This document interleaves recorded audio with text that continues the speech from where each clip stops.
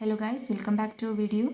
Today we will be discussing about the introductory portion of purine biosynthesis. So here the first point explains the definition of purine.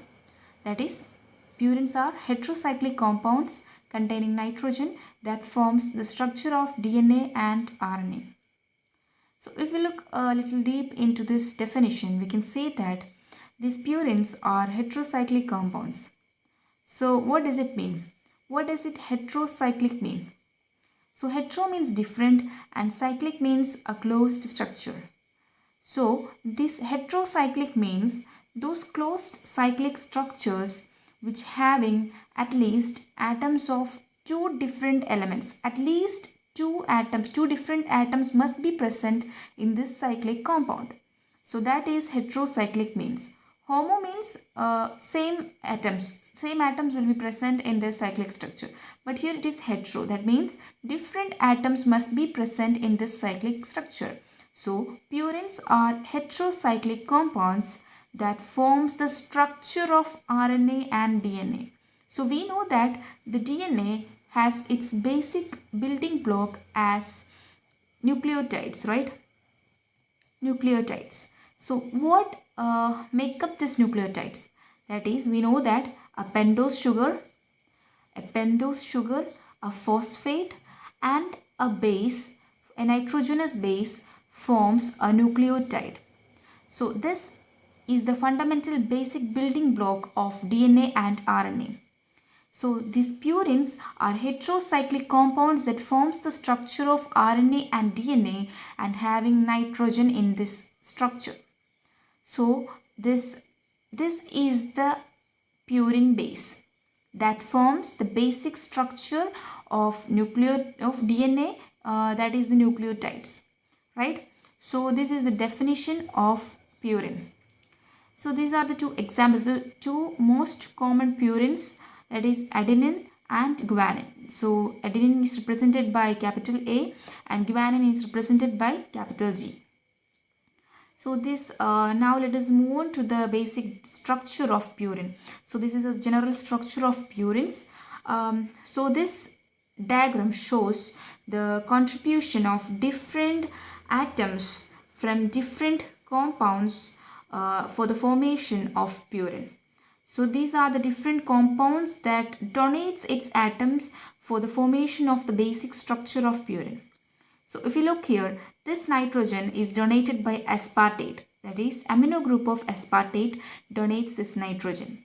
This carbon is donated by 4-methyl tetrahydrofolate. So this carbon is formed from 4-methyl THFA.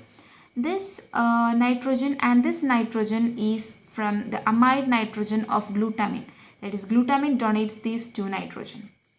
This carbon is donated by methylated THF.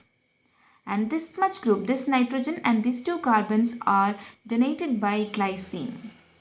And this carbon is donated by carbon dioxide. So this is the basic structure of purine, and these are the compounds that donates the different atoms to the formation of this basic structure of purine. Now let us move on to the synthesis of purines. So the synthesis of purines takes place by different pathways such as de novo pathway and the salvage pathway. So the de novo pathway it is a major pathway which takes place in almost all cells of the body, except certain cells such as mature erythrocytes, neutrophils, eosinophils and brain cells. And the salvage pathway is the minor pathway in our body that exists only in mature erythrocytes, neutrophils, eosinophils and brain cells. So what does de novo pathway means? So de novo pathway is a biochemical pathway where complex molecules are formed from simple precursor molecules, and that simple precursor molecules are carbon dioxide, amino acids, phosphoribose, etc. So these small molecules act as precursors and forms complex purine nucleotides. So now let us move to the salvage pathway. So what does salvage pathway means? So it is the pathway that utilizes the existing purine bases and purine nucleosides to form new purine nucleotides. So this pathway occurs because of the lack of amidophosphoribosyltransferase in these cells. So this is a key enzyme for the de novo pathway, and this enzyme is absent in these cells and therefore salvage pathway occurs.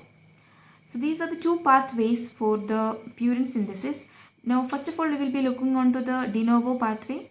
So here the different steps, the two steps are there for the de novo pathway. First one is the formation of IMP, and second is the conversion of IMP to AMP and GMP.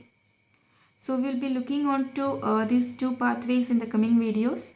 So this is all about the introductory part of purine biosynthesis.